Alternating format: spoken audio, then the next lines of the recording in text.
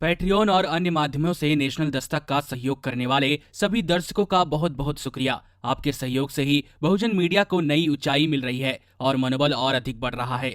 आशा है आगे भी आप हमें ऐसे ही सपोर्ट करते रहेंगे। धन्यवाद। भारत चीन सीमा विवाद इन दिनों सुर्खियों में है। दोनों देश बातचीत की मदद से एक दूसरे के बीच सीमा को लेकर बने तनाव को कम करने की कोशिश में हैं। एक तरफ भारत चीन के बीच दिल्ली में राजनयिक स्तर पर बात हो रही है, वहीं दूसरी ओर चीन ने LAC line of actual control में गलवान घाटी में तोप और टैंक तैनात कर दिए हैं।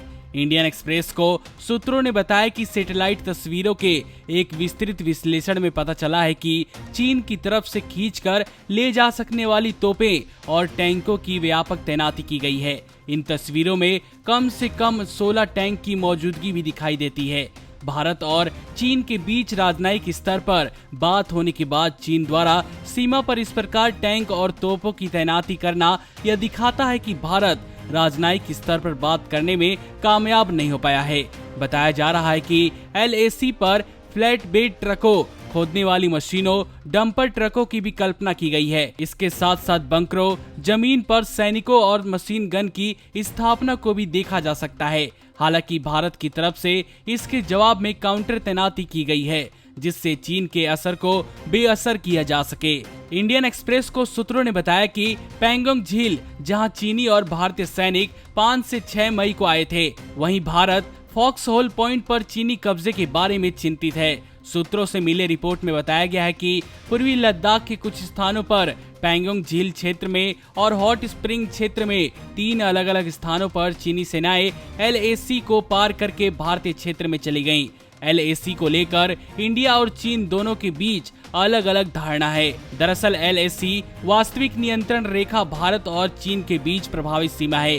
LAC 4057 किलोमीटर लंबा है, जो उत्तर भारत राज्यों के 3 क्षेत्रों में आता है। पश्चिमी साइड में लद्दाख कश्मीर, मध्य में उत्तराखंड हिमाचल प्रदेश और पूर्वी हिस्से में सिक्किम अरुणाचल प्रदेश आते हैं।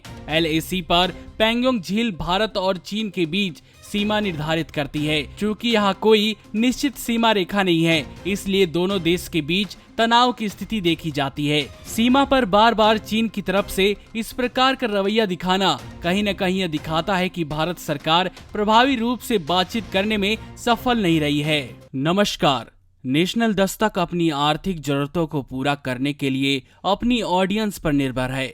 बहुजन समाज से संबंधित मुद्दों को उठाने के कारण YouTube की तरफ से नेशनल दस्तक की कई वीडियो पर एड्स नहीं दी जाती, जिसके कारण हमें आर्थिक समस्याओं का सामना करना पड़ रहा है। आपका एक छोटा सा कदम बहुजन मीडिया को बचा सकता है। आपके सहयोग और सहायता के कारण ही हमने अभी तक यह मुकाम हासिल किया है। नेशनल दस्तक को आप पैट्रियन के जरिए सपोर्ट कर सकते हैं।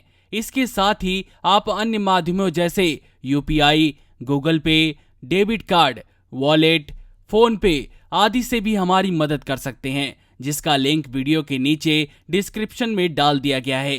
पैट्रियन पर आप हमें प्रतिमाह $2 यानी 140 रुपए प्रति माह से हमारे साथ जुड़ सकते हैं। दूसरे माध्यमों में राशि की कोई सीमा नहीं है। आपके सहयोग से ही बहुजन मीडिया को एक नई दिशा मिली है और इसे अभी एक नए मुकाम तक लेकर जाना बाकी है, जो आपके साथ के बिना संभव नहीं है। आपसे डायरेक्ट फंडिंग से हम आपके अधीन हो जाएंगे और एक स्वतंत्र मीडिया के तौर पर समाज की आवाज को बुलंद कर पाएंगे। धन्यवाद। नेशनल दस्तक को देखने वालों से अपील है कि वह नेशनल दस्तक के सपोर्टर फॉर्म को भरें, ताकि हम सीधे आपसे जुड़ सके। नेशनल दस्तक की आपसे गुजारिश है कि अगर इसको बचाना चाहते हैं तो नेशनल दस्तक को सब्सक्राइब करने के लिए रेड कलर के सब्सक्राइब बटन को दबाएं, फिर बेल आइकन की घंटी दबाएं। नेशनल दस्तक को बचाने के लिए बहुत जरूरी है कि हर खबर को शेयर करें, लाइक करें, कमेंट जरूर करें।